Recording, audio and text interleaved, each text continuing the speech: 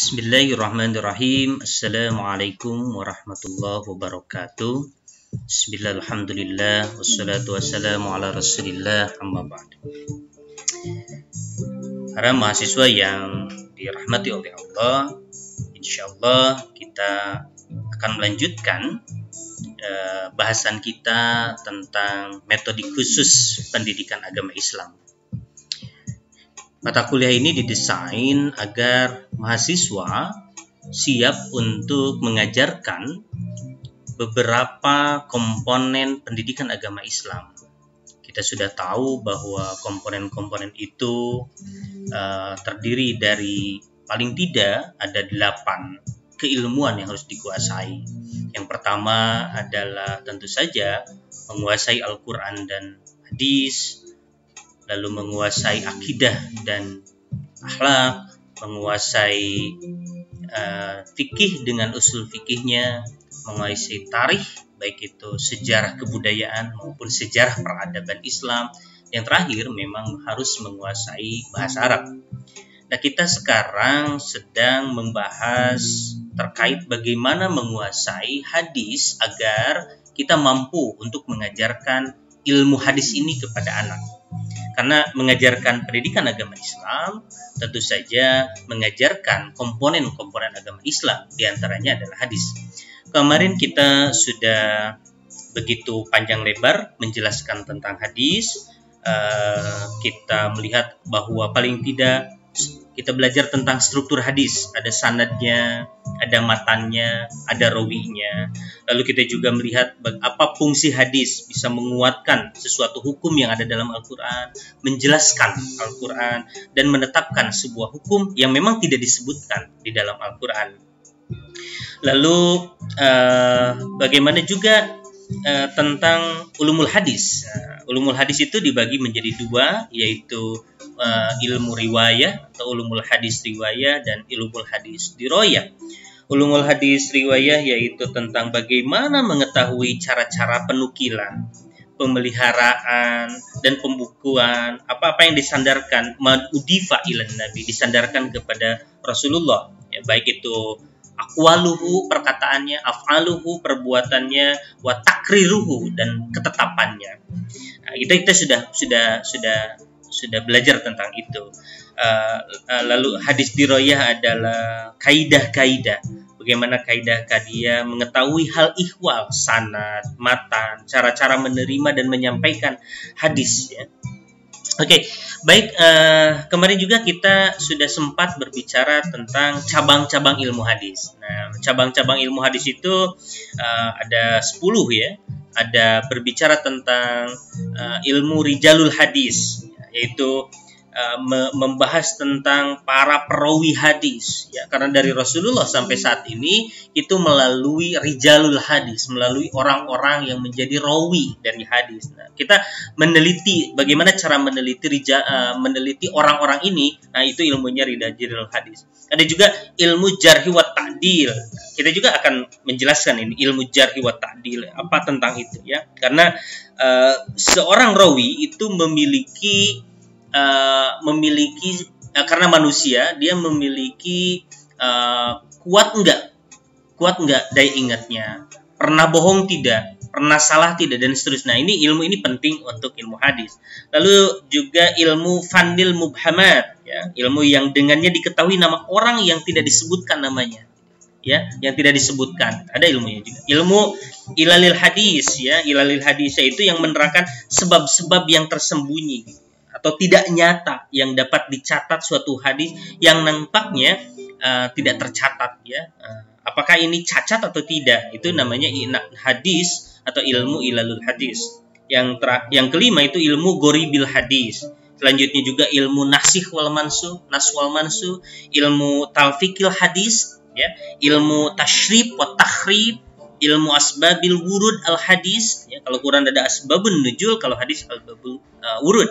Lalu ilmu mustalahul hadis. Nah, ilmu mustalah di sini ilmu yang paling penting, yaitu ilmu yang menerangkan pengertian atau istilah-istilah yang dipakai oleh ahli-ahli hadis. Nah, oleh karena itu kita sekarang akan mencoba mungkin mengulang sedikit tentang pembagian hadis, lalu nanti kita juga akan membahas terkait dengan ilmu-ilmu yang tadi disebutkan sebelumnya.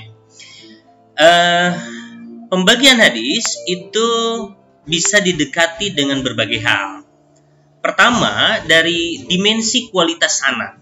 Jadi sebuah hadis itu dilihat dari sanadnya, dilihat dari tersampainya sanad itu kepada kita, itu dibagi menjadi 3. Ada 3 bagian.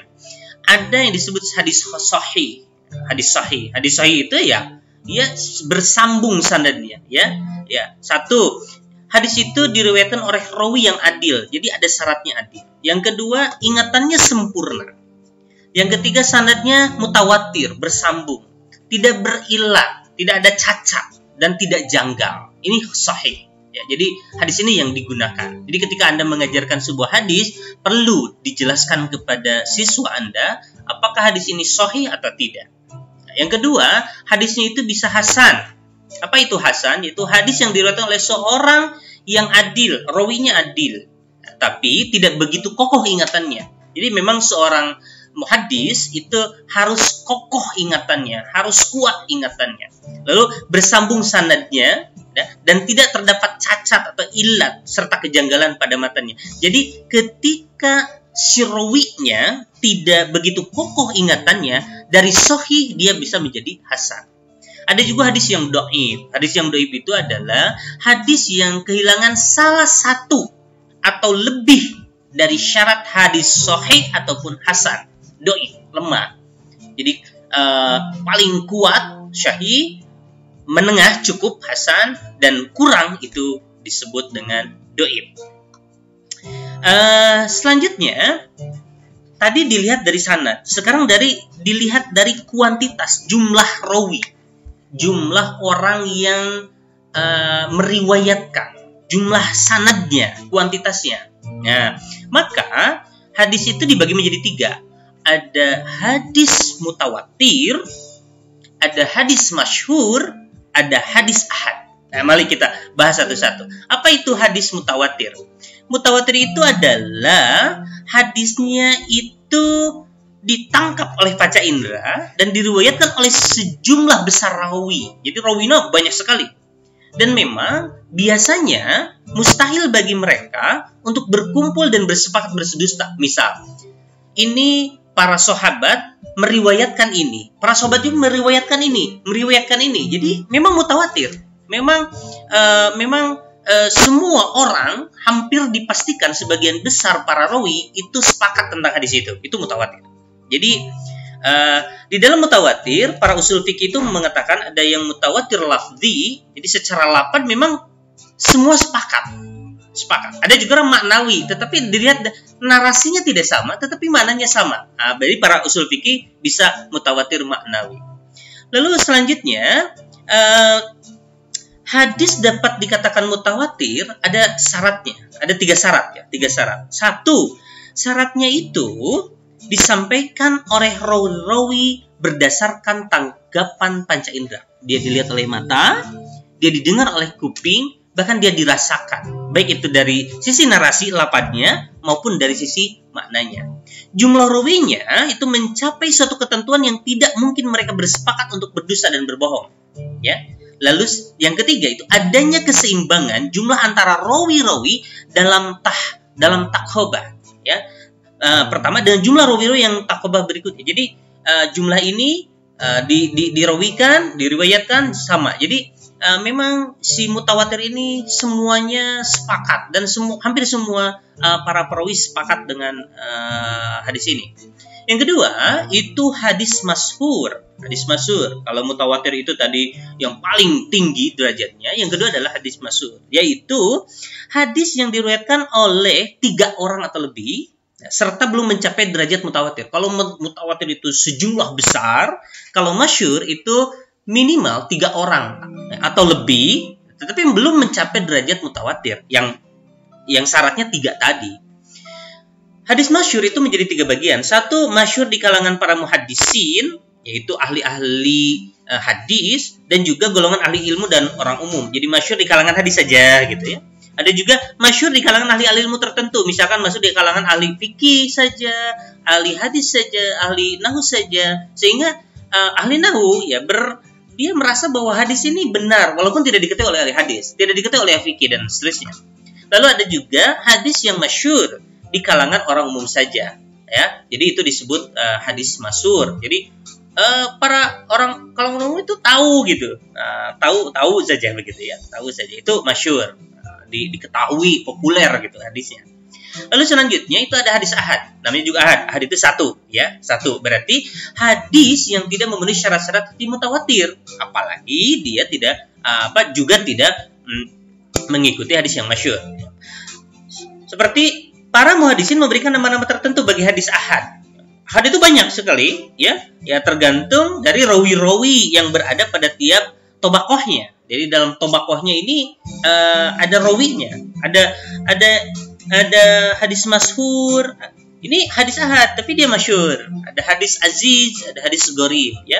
Contoh seperti hadis dhaif yang diriwayatkan oleh Hurairah, ya. Nabi sallallahu alaihi wasallam, al-iman yadi'u wa syab'una sabatun hahiya sub'atun minal iman, ya. Jadi katanya bahwa iman itu bercabang-cabang sebanyak 73 cabang. Nah, lalu malu itu adalah salah satu cabang dari iman. Oke, lalu selanjutnya kita akan mencoba kepada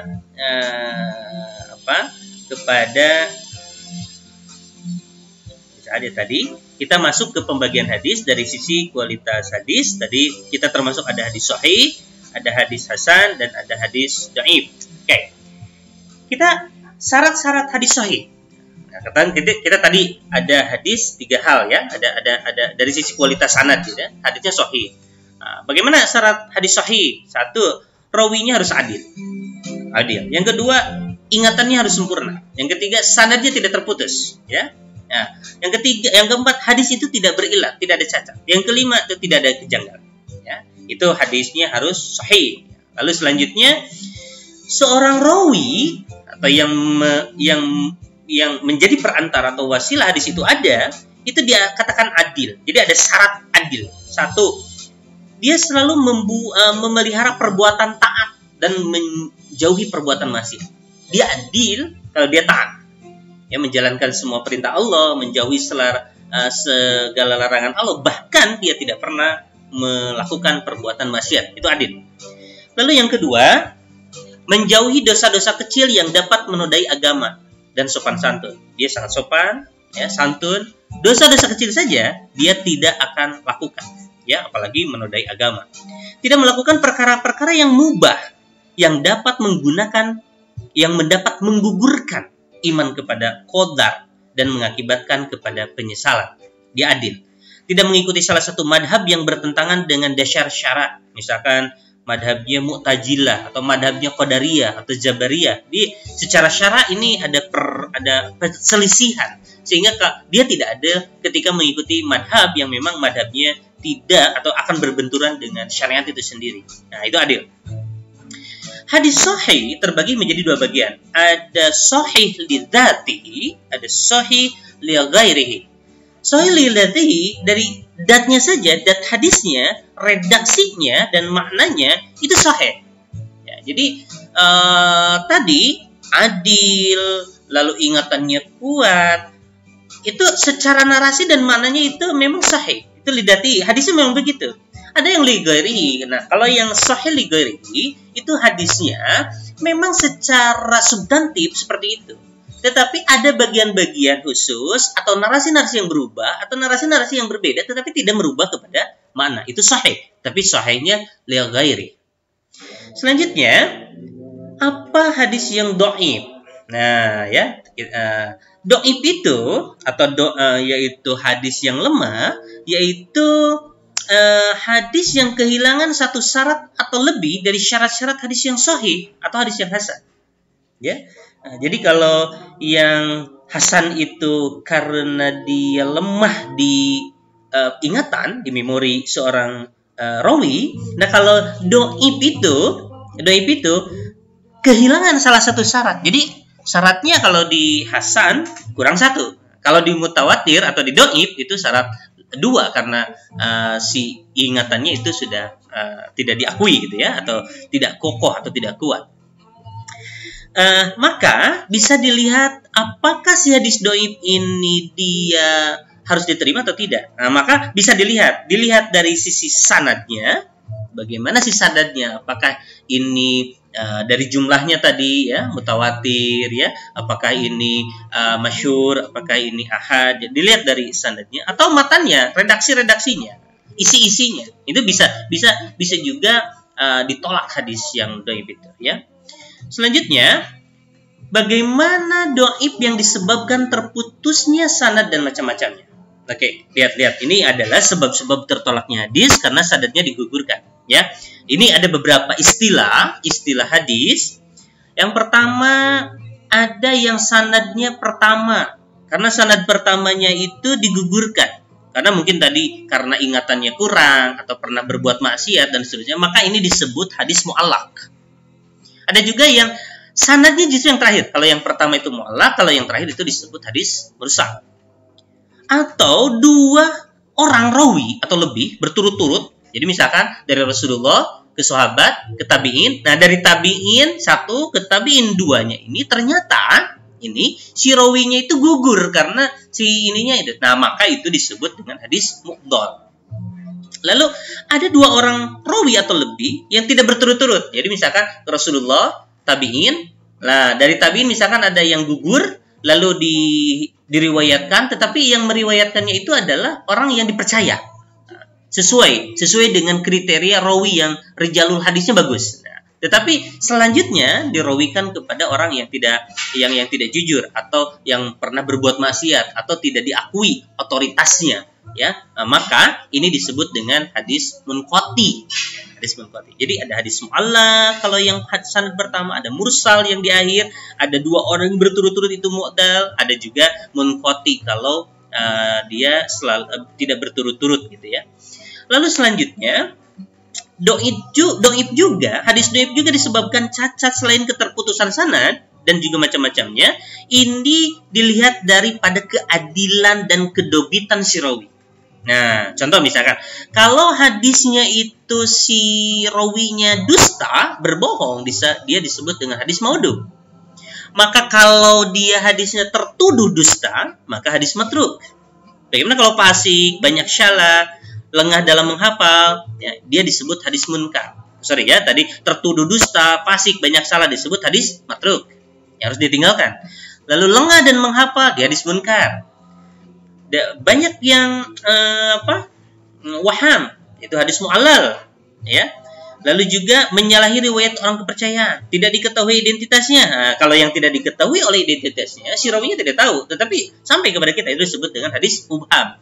Ada juga penganut bid'ah, ya, itu disebut hadis matrud. Dan terakhir itu hadis yang tidak berturut-turut disebut dengan hadis syad atau hadis mukhtalif, ya, hadis mukhtalif.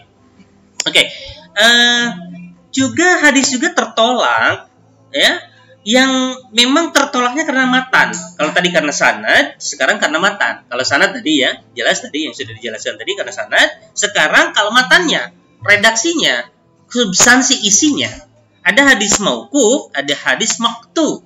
Apa itu hadis mauquf? Yaitu berita yang disandarkan hanya kepada sahabat saja.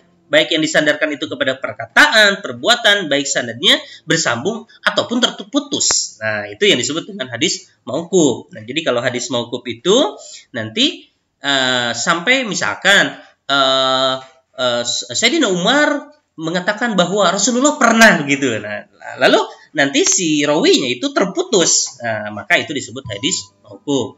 Dia tertolak juga, itu disebut hadis maqtu. Hadis maqtu itu adalah perkataan atau perbuatan yang berasal dari seseorang tabi'in. Kalau tadi mauquf itu kepada sahabat, dia satu generasi dengan Rasulullah, ada tabi'in itu adalah satu generasi setelah sahabat. Serta dimauqufkan padanya, dia dimauqufkan baik sanadnya yang bersambung ataupun tidak, baik itu mutawatir atau tidak, itu disebut dengan maqtu.